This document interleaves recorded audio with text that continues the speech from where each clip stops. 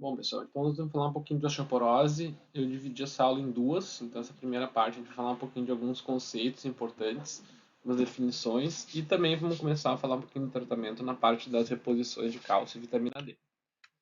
Então, o primeiro conceito importante que a gente tem que ter quando a gente fala de osteoporose é que a gente está diante de uma condição, de um fator de risco, não necessariamente de uma doença. A osteoporose ela é um fator de risco muito importante para fraturas, mas ela por si só, quando ela não causa uma fratura, ela pode não causar nenhum sintoma e não ser necessariamente uma doença. A característica principal da osteoporose é a baixa densidade mineral óssea e alteração da microarquitetura óssea, que a gente pode ver aqui nessas duas fotos aqui, que a gente tem um osso com osteoporose.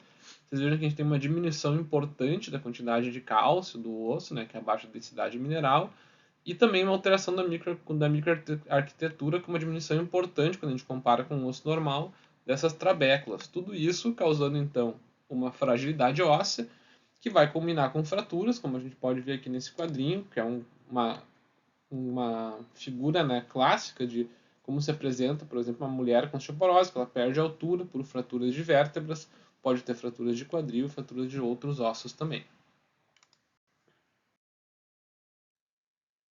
Além disso, a gente tem que lembrar um pouquinho da questão da fisiologia óssea. A gente tem que lembrar que o osso, ele é uma substância, um tecido, né, que não está parado. Ele tem momentos de reabsorção e momentos de formação óssea. Então a gente tem os osteoclastos, que são os principais responsáveis pela reabsorção óssea, e os osteoblastos, que são os principais responsáveis pela formação óssea. A gente vai ter medicamentos, quando a gente falar de medicamentos, que vão inibir a função dos osteoclastos, então inibindo essa reabsorção. E a gente vai ter alguns medicamentos que também formam o osso a partir da estimulação dos osteoblastos. Né? Então, essa fisiologia óssea ela é importante a gente lembrar que ela existe. E o conhecimento dessa fisiologia, por exemplo, o rank ligante, hoje a gente tem um medicamento que atua nesse receptor. Então, a gente vai ter, a partir do conhecimento dessa fisiologia, que a gente vai ter o desenvolvimento dos medicamentos.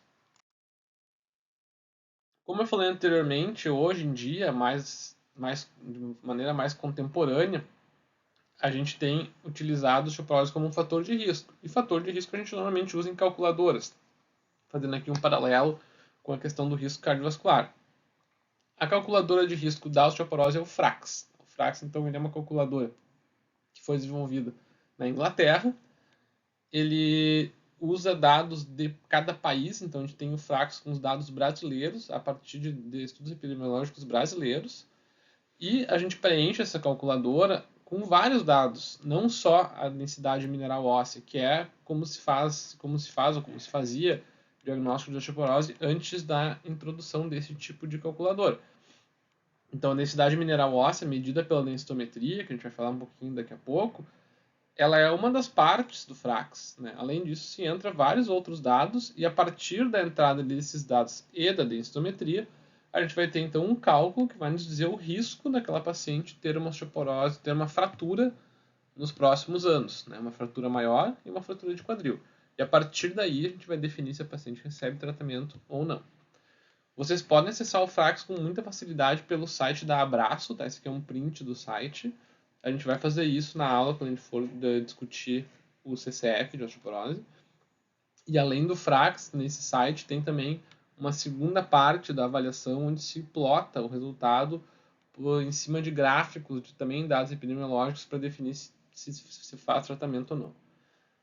Uma coisa importante a gente saber é por que isso aconteceu, né? Por que se mudou a maneira de ver a osteoporose.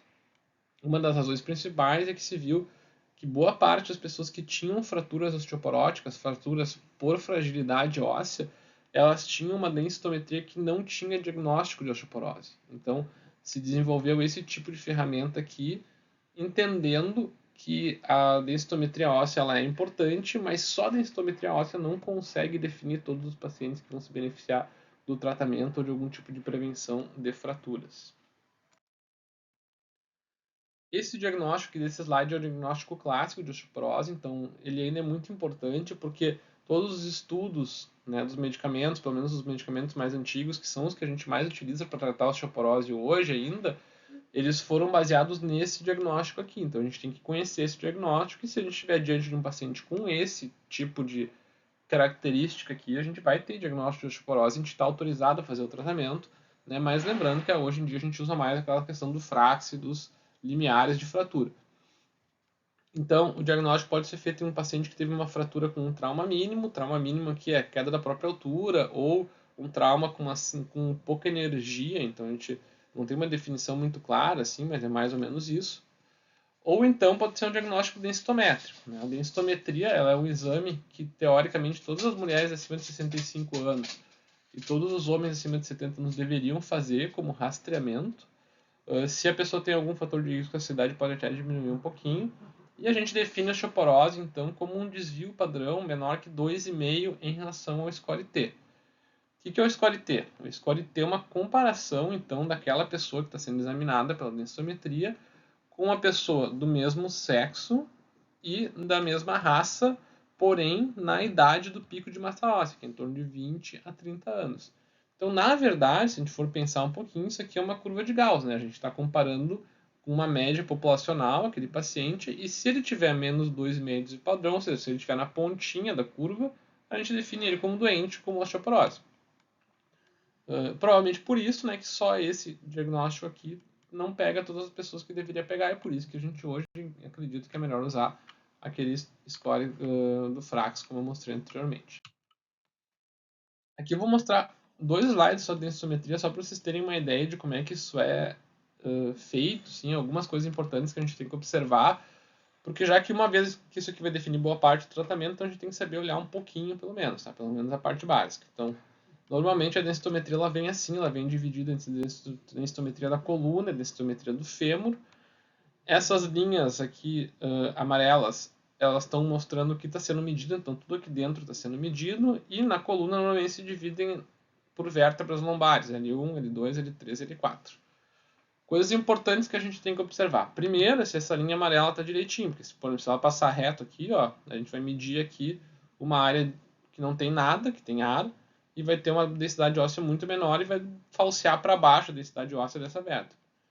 Uma outra coisa é em pacientes que têm osteoartrose, tem doença degenerativa da coluna, como essa paciente aqui tem, a gente vai ver algumas áreas onde tem esclerose óssea, onde talvez tenha aqui um bico de papagaio, alguma coisa assim que vai aumentar a densidade mineral óssea dessa vértebra de maneira inadequada. Então, provavelmente L4 que vai ter uma densidade maior que as outras, mas não é porque ela tem mais osso, é porque ela tem uma alteração degenerativa aqui. E se a gente olhar aqui na tabela, de fato, L4 é que tem maior densidade mineral óssea. Além disso, além de a gente olhar para a imagem aqui, a gente vai olhar para os números, né? Então vejam o que a gente falou antes, ó, o score-T. Então aqui a gente tem uma comparação desta paciente aqui, de 78 anos, feminina, com uma paciente feminina da mesma raça dessa paciente, só que em torno com seus 20, 30 anos, que é quando a gente tem o pico de massa óssea. Então o score-T dela ó, é menos 2, menos 2,5. Normalmente a gente olha o acumulado das vértebras, então aqui a gente poderia olhar L1, L4, e se a gente achar que essa L4 aqui está com muita alteração, a gente pode olhar L1, L3. Né? Então L1, L4 aqui, ela tem menos 1,6, então não tem osteoporose, ela tem osteopenia. E se a gente for tirar o L4 ali, menos 1,9, ainda assim ela não tem osteoporose. Que é mais ou menos o que diz o gráfico aqui, né? Ela está no limite da osteopenia. Além disso, ele dá o score Z também. O score Z é a mesma coisa que o score T, só que aqui a gente compara com pessoas da mesma idade. Né? Então, normalmente, pessoas que não têm osteoporose, o score Z vai ser 0, né? Ou perto de 0. Se a gente tem um score Z muito alterado, isso é um indicativo que talvez a pessoa tenha uma osteoporose secundária a alguma outra doença, e não uma osteoporose só em função da idade, da menopausa, enfim. A outra parte da densitometria é o fêmur. Tá? Então aqui a gente tem a mesma coisa, o fêmur está marcado aqui com a linhazinha, e aqui a gente tem as regiões do fêmur, onde a gente vai olhar os números. Uma coisa que a gente tem que ter cuidado é que existe essa região aqui, que é o trígono de Ward, que na verdade é esse quadrado aqui, não é um trígono, é um quadrado, onde tem só praticamente osso trabecular. E aqui sempre vai dar osteoporose, porque aqui não tem quase densidade mineral óssea, e ele não é importante do ponto de vista clínico, ele é importante do ponto de vista densitométrico, só para marcar aqui. Então, na verdade, ó, esse aqui a gente não olha, esse aqui a gente risca. Tá? Então, se a gente olhar aqui, a gente vai olhar o fêmur total, o colo femoral, que é onde boa parte das fraturas acontecem, e o trocânter, que também é importante. Né? E aí a paciente tem uma osteoporose de trocânter aqui, mas o resto está ali no limite, né? Então essa paciente ela tem o quê? Ela tem uma osteoporose no trocânter e uma osteopenia, mais importante em fêmur do que na coluna, né? Possivelmente, de acordo com as outras coisas, com os outros critérios dela, de risco dela, ela vai ser uma paciente candidata a receber tratamento. A questão do pico de massa óssea, da queda da massa óssea, ela é importante porque aqui a gente consegue entender algumas coisas relacionadas à osteoporose que também vão influenciar no nosso tratamento. O pico de massa óssea nas pessoas em geral é em torno de 20 a 30 anos, tá? Então vejam aqui, ó, aqui nós temos o pico de massa óssea. E ele é muito diferente de homens para mulheres. Os homens têm um pico de massa óssea muito maior do que as mulheres. É por isso que tem muito menos osteoporose nos homens. Essa é uma das razões, né? E é por isso que vocês vão ver que os tratamentos que a gente vai ter dificilmente foram estudados em homens, normalmente são estudados em mulheres, e a gente extrapola os dados de mulheres para homens quando for necessário. Esse pico ele depende basicamente da ingestão de cálcio, dos níveis de vitamina D e da atividade física e do ponto de vista do estilo de vida da pessoa, né? Então, pessoas em torno de 20 a 30 anos, como vocês, têm que ter uma quantidade de cálcio na dieta adequada, idealmente tem que fazer exercício físico, tem que ter exposição ao sol para ter vitamina D, para ter um pico de massa óssea adequado. Depois, com o tempo, depois tem uma fase de consolidação e a partir dos 40 anos, mais ou menos, todo mundo começa a perder massa óssea, tanto homens quanto mulheres. Só que as mulheres elas já saem de um nível mais baixo, mais perto da linha rachurada aqui, que indica o diagnóstico de osteoporose. E além disso, quando chega na menopausa, que é em torno dos 50 anos, as mulheres têm então uma parada da produção de estradiol, e aí essa queda que vinha assim, ela se acentua muito. Então é por isso que na pós-menopausa, em torno dos 60, 65 anos, nas mulheres é o grupo que a gente tem mais diagnóstico de osteoporose. Existem ainda alguns medicamentos que aumentam o risco de osteoporose. Os corticoides são os mais lembrados porque eles são de fato os mais importantes. E uma das razões para a gente evitar o uso crônico de corticoide é o diagnóstico de osteoporose. Né? Além do corticoide, tem outros medicamentos como inibidores da aromatase, que se utiliza, por exemplo, em câncer de mama, inibidores da bomba de prótons, que aumentam um pouco o risco de osteoporose, mas não é tão importante, nem de longe, não é tão importante quanto os corticoides.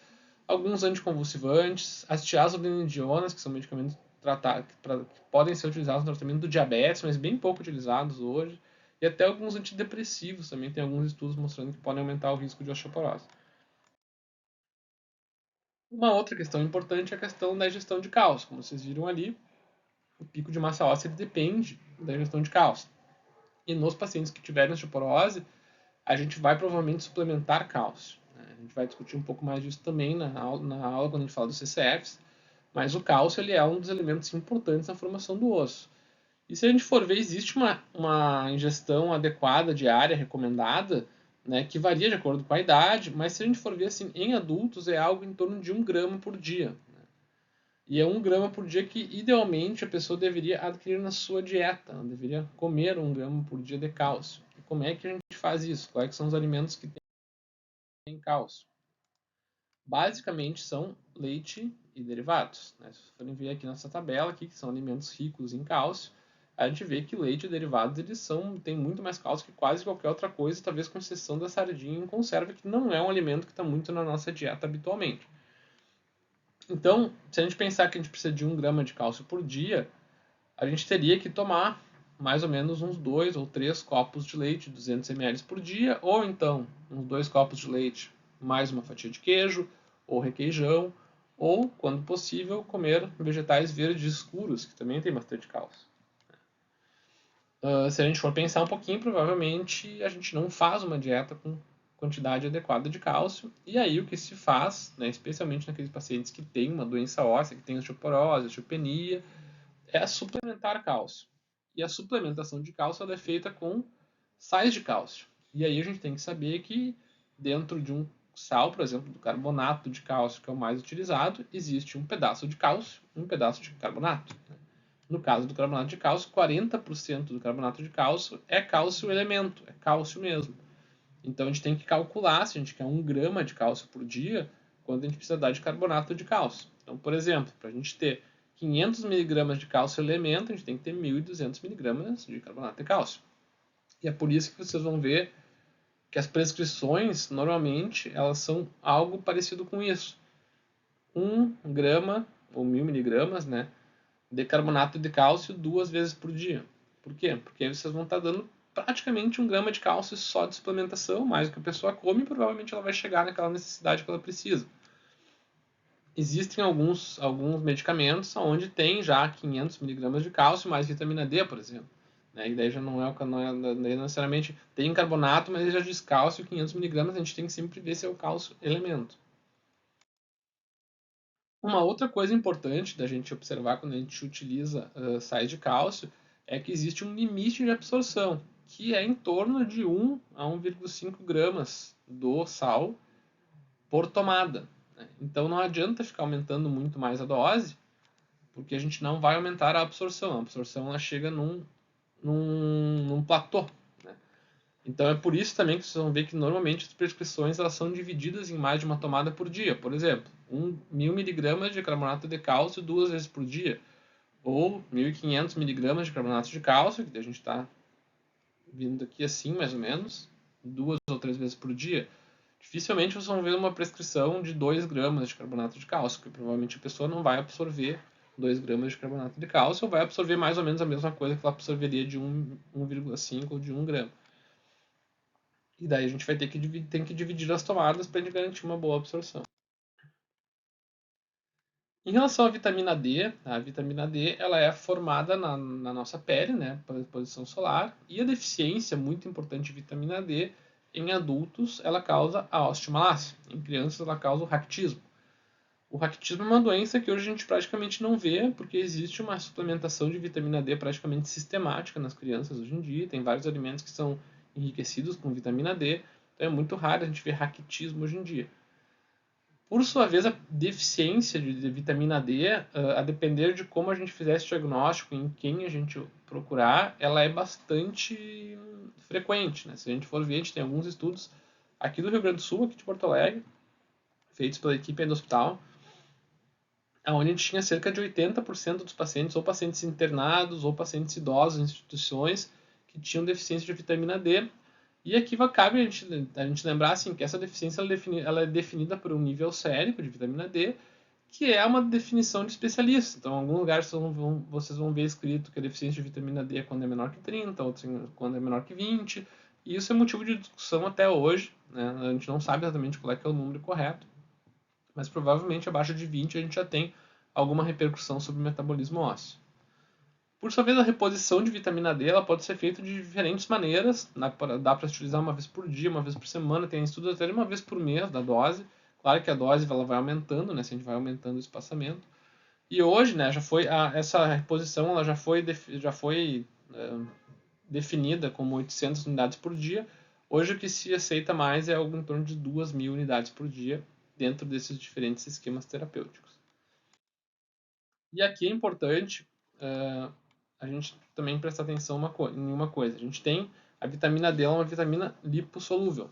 Então, normalmente a apresentação dela é ou em gotas ou então em comprimidos revestidos, porque ela não é solúvel em água. A apresentação em gotas ela é a mais difundida, é a mais fácil acesso, a mais barata, mas também hoje já existem que não são na verdade os comprimidos, são tipo drágeis assim revestidas. E aqui a gente tem que ter cuidado porque assim, quando a gente for usar gotas, cada gota de cada medicamento tem uma dose diferente de vitamina D.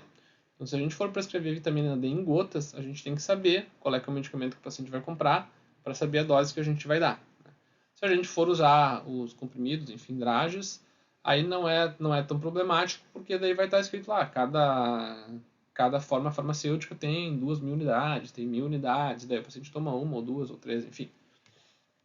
Além disso, a gente tem hoje vitamina D associada à vitamina A, que são esses de baixo aqui, que são medicamentos mais antigos, mais baratos e de mais fácil acesso, que são medicamentos, na verdade, que foram feitos para aquela reposição de vitamina D em crianças, que eu falei antes, para evitar o raquitismo, mas que a gente pode usar em adultos nessas doses habituais sem nenhum problema maior, porque a vitamina A não vai ter nenhum efeito deletério nessa dose que a gente vai utilizar. E tem também a vitamina D pura, né, que daí a gente tem alguns medicamentos, eu botei dois aqui, um que tem um nome que é D pura mesmo, que é um nome bem bom, né, se a gente for pensar do ponto de vista comercial, e o Adera. E eles também, se a gente for usar gotas, tem que ter cuidado, ó, porque as gotas são diferentes. E eles também já têm formas farmacêuticas tipo draja, comprimido, enfim, comprimido revestido.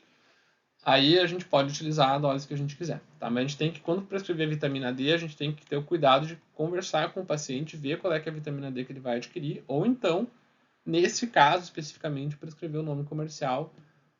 Sempre lembrando, né, que as vitaminas D, essas que não têm vitamina A, elas são mais caras, essas aqui são bem mais baratas, né, e eventualmente a gente não vai ter nenhuma diferença entre elas, desde que a gente respeite as doses equivalentes.